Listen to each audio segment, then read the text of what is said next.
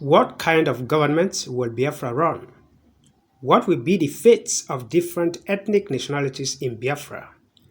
The answers to these questions is what this video is all about, dished out by the leader of indigenous people of Biafra, IPOB, Mazi Nnamdi Kanu. We welcome all our returning subscribers, and we say also to our internal subscribers, hit the subscribe button, hit the notification bell, and also give us a like. This video is very entertaining, educative, and informative. You're going to enjoy it. Sit back, relax, and enjoy it. May Elohim bless you for watching. In Jesus' name. Yeah, repeat the question, yes.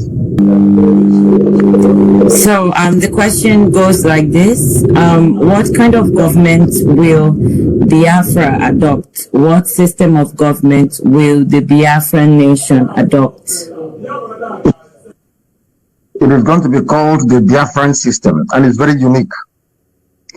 Because we come from where our father comes from, we are going to design a nation that respects the boundaries and traditions of old.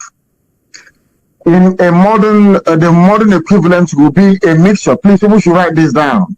It's a mixture of what you have today in the United Arab Emirates and also in Switzerland. Mix the two together. You can now begin to have another whole thing. Now, if you go to the UAE, you hear about the United Arab Emirates, but Dubai is there. Do you understand? Dubai is there. Which other one again is a place? Somebody should help me. Which other country again is part of wider umbrella? Qatar. It's Qatar. Yeah, thank you very much, Qatar. And there's also another one, the one that has Etihad Airlines. What's the name? Doha. Doha. Thank you. There is Doha. There is Qatar. There is Dubai. And all the rest of them. They came together to answer United Arab Emirates. Qatar cannot stop Dubai from doing what they're doing. Dubai cannot stop Doha from doing what they're doing.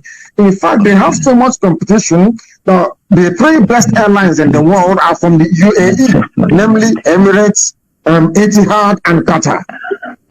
That is the type of nation that I want, where people are free on their own with their unique identity, but together we have one common purpose: to defend those ideals and traditions. So if you want to know what Biafra is going to be like, look at UAE and look at Switzerland. But the only difference is that no army, you will not. Some people will live and die. They won't see the Biafran army. A soldier from the Biafran army. Police will not carry any guns. So the Prime Minister of Biafra cannot send somebody and say, go to Ogoni village and conquer them. You cannot. You will send the army to do anything without the... In fact, you can't even try. So we are going to have something very unique. A unique blend of what you have in UAE and what you have in Switzerland. And freedom. Freedom is the watchword. Freedom. Thank you very, very much, my lord, for that answer. So the Oyibo issue is one of the reasons why our people, the Ogoni people, some of them still believe that they are not part of Biafra or don't want to come out fully to support the struggle. Number 3, the Ogoni struggle. The Ogoni 9 that died in 1995, they were hanged for trying to ask for their right. And this also is one key factor in Ogoni land. They felt that they have something they are also trying to get. And for this reason, whether or not they are doing it, they feel they needed a separate state. And this is one of the reasons. And they have also, accused our leader that each time he talks about Kensaro Wiwa or the Ogoni 9, that he berates them and, put them in a position as if they deserved to have died. And these are some of the issues raised by some of our elders.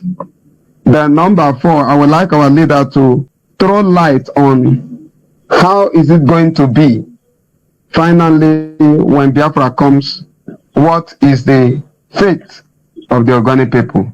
Because some are afraid that it will be another Nigeria scenario. Thank you very much, sir. By the 2 answers I'll provide, we will have taken care of the 4 questions that you asked, Godswill. I know, I respect your diligence. I like the work that you're doing. And the work that I believe that the Ogoni nation will do in Biafra in years to come. The thing is this. Let me start with Obi-Igbo. What was the name before it was changed to Oyi-Igbo? The name was Obi-Igbo. That's the name. But it's a small, tiny piece of land. Why would anybody say that a small, tiny piece of land is the reason why they don't want to seek their freedom? I find it astonishing. A small, tiny piece of land. That doesn't mean anything. That is more important than all the pollution happening around us. I have said this before, allow me to repeat. I want everybody, I want every nationality within Biafra to be on their own. And when people talk about Ogoni, this is one thing that I don't quite understand. I don't know how white people did this thing to us. A white man came into our land, divided us so much that we do not know who we are anymore. Ogoni cannot live in isolation. Every clan, where we come from, Arochukwu is a clan of people. Do you understand me? We have clans all over the place. The Oru people, these people that came from Igodomigodo to settle in the present day Ihiala, they are a clan of their own. Ibuku is a clan of their own. Nobody is saying that they are separate. No man can be an island. You didn't fall from heaven. You must have come from somewhere. I was the people going about looking for my relatives. This work we are doing now, or that culminated in what we are having today, I started this work as far back as 1997 to unite our people. 97, 98, to unite our people. Because I know who my relatives are. If you're my relative, why wouldn't you be comfortable being with me? That is the same thing that used to happen. If you see this thing that you're saying about people having this fear about Igbo domination, do you know that where we come from? I'm from so-called Abia State. Let me use it for the purpose of this very meeting. Do you know that in Abia State, in those days, they used to say Anambra people are the problem, they will dominate us. If we get Biafra tomorrow, Anambra will dominate. You go to Enugu, that was the same argument that CCNO was making. If we are free, then Anambra will dominate. He was saying why people will suffer. It's something that we're having with the Ogoni people. I don't like it. We are one people. But that doesn't mean we are going to run down anybody's culture or way of life. If you go to Abreba, Ijagam, Abreba and the Ijagam people are the same thing. One people. A white man came, he used Willings Commission, they used the Boundary Commission to cut us into pieces. When I was at Govt College, my alma mater, we went to the same school. We are one people. But sometimes we allow minor things to get into our way of reasoning. We allow meaningless inferiority complex to overtake us. I am from, so to say, Abia State today. Well, I don't think there is any Anambra man or woman who doesn't believe in my leadership. But many years ago, people will say, oh, if you're not from Anambra, nobody will follow you. Only them wants to do. That is all rubbish. I don't believe in it. Obi-Igbo is nothing. If relocating the whole people in Obi-Igbo to another land to make our people become part of Biafra, then so be it. All those things are meaningless. We all want to be free, to grow our economy, to live in a land we're all going to be very proud of. I said it during my brief broadcast a while ago. Anytime that somebody tells you an Igbo man wants to suppress you, that person is your enemy. You believe in autonomous community. I'm not saying they are not horrible. Of course, there are horrible people. People have come out to say before, only Anambra can rule. Is this stopping us from doing what we are doing? People are bound to have their own opinion. And the fate of Ogoni people within Biafra is very simple. If Ogoni wants to exist as a separate entity on their own, they're more than welcome to do so. If they want to look for their people, their flesh and blood, then they're more than welcome to do so. But everybody is going to be free in Biafra. We are going to take freedom to the grassroots. languages to be preserved, everything. Nobody. I have said before, we are going to have independent nations within Biafra, because I want to speak Igbo language. I don't want anybody to. I don't want to force anyone to speak Igbo. I mean, I love Ibibio language. I don't want anybody to. I don't want Ibibio language to go into extinction. I don't want Ogoni language to go into extinction. I want all these languages to be respected. I want their culture to be respected. We are going to build something unique that will astonish the white man. The white man came to try to make us, mold an identity for us, and that is very, very wrong. I do not disparage the Ogoni, and I actually went to see Mite. I think that's one of them, the one that survived.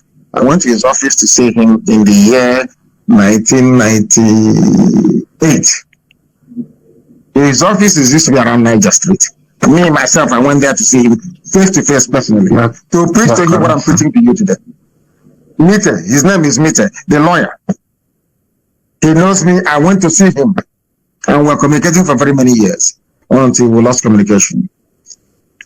The only guarantee you need in Biafra is the Constitution of Biafra, and that very Constitution, the right of every individual and clan, should they wish to go the separate ways, are fine. In our new Constitution of Biafra, anybody who wants to leave Biafra and be on their own is more than welcome to do so. Every nationality within Biafra will have their own national anthem and their own flag. Their own identity will be respected. Our police are not going to carry any guns. The army cannot invade anywhere on somebody's authority. So we're not going to run a totalitarian state. So nobody has anything to be afraid of. I respect Ken Saro-Wiwa. I respect what he fought for in the end.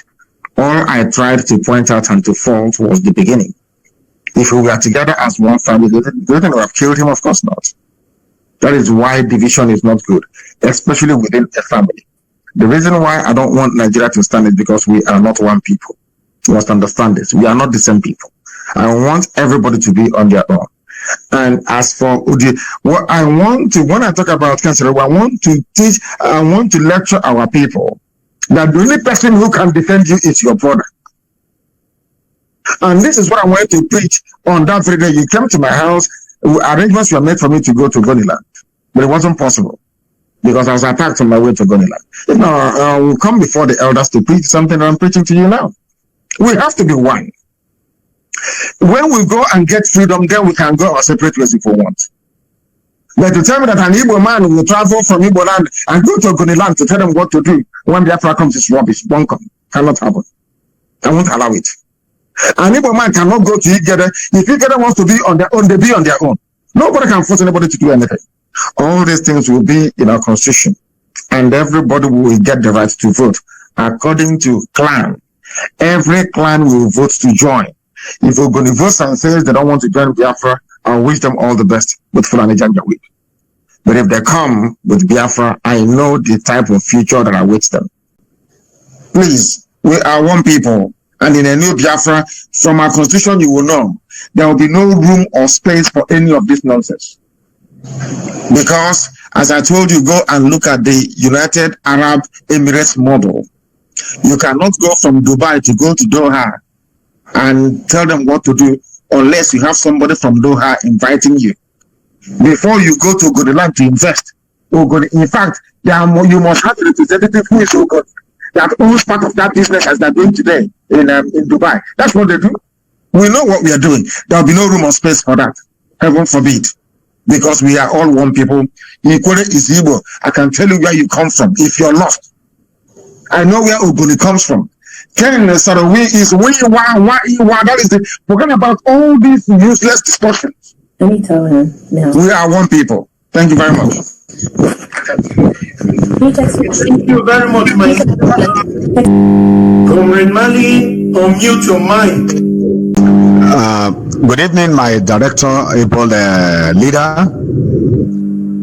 May the Lord guide you to the end of the struggle. And may He strengthen all the people involved to the end of the struggle in achieving the Biafran Confederate Republic. I am Comrade Malin Tubobwe by Nimorio, shortly called Tubonimorio, a Nembe man from Nembe local government by Bayelsa State. That is Biafra territory, from where the name Biafra was introduced by the king of Nembe, who discussed it with Ojukwu before he gathered the Zon elders, and they asked Francis Franco Pigo to officially drop the name Biafra in the Eastern Traditional Consultative Assembly meeting. So I am rightly from the source soil. Mingiten of Nembe was the king that first discussed the name Biafra with Ojukwu, even though it was given to the territory from Ghana to Senegal and other areas by the Portuguese. Now, having said so, I also visited our director on the 8th of August 2017 before he was attacked on the 14th of September. I want to thank you for all that you have done. Sorry, please. I think we lost him. The moderators to go ahead and bring in another person so that we can have fresh people, because we still have a lot of people backstage who are waiting. We have some of our kings who asked to be brought in due to technical issues. It says, with Biafra speak one language like Igbo language, or will they continue speaking the slave language, English? In Biafra land, we are going to every parliament. Let me repeat. People should listen to me very carefully, please. Every nationality. I will give example with Ogoni, for instance, because it is on Ijo. Ijo will have Ijo parliament. Ijo will have Ijo premier. It is up to Ijo people to decide which language the legislature will use. For the purposes of running a viable new nation, we'll use English for the first few years. But we have in CBD. We are going to revive. This is something that people don't know. That before the white man came, many years even before Britain was formed, we had our own language. We had our own way of writing. It's called in CBD. It united the whole of Biafra together. One language, go and investigate it. It came from a Jagan people of present-day Cross River State. The same people, the same family that you have, Arochukwu, you have Abreba, you have Ohafia, you have Item. In fact, the entire band. The same people, the same language, the same code of writing. We'll go back to go and develop it. And then we are going to appoint top linguists from all the clans and nations of Biafra land. We'll lock them up somewhere for 10 years to produce a lingua franca. We'll then start teaching our children. The same thing that Israel did. The Hebrew you're hearing today is a modern construct. It is not as old as Israel. So this is something we must understand. Everybody, nobody can force anybody. I can't even, if I speak Ibeku dialect now, I can assure you that somebody from East Equator cannot understand what I'm saying. And we want it to be like that. We want to respect that diversity. We must have Ogoni language. We must have any of the language from Isoko language will be there. Ifeke language will be there. It is not going to change. But in terms of lingua franca, and let me tell you, if our children are raised to speak up to 3 languages, it makes them more intelligent. They will learn the local dialects, regardless of where they come from. If they are from Benin, they will learn from Igodomigodo, they will learn Benin language. They will also learn the overall Biafran language that will emerge after 10 years, which will comprise of the language of everybody's language will be in it. This lingua franca. And finally, they will learn English language that will then use to get us there, because before war, the civilized was speaking God started it with us. God mandated it. He has been with us, and He will finish it with us. One with God in His majority. God bless you for watching, and please subscribe before you go.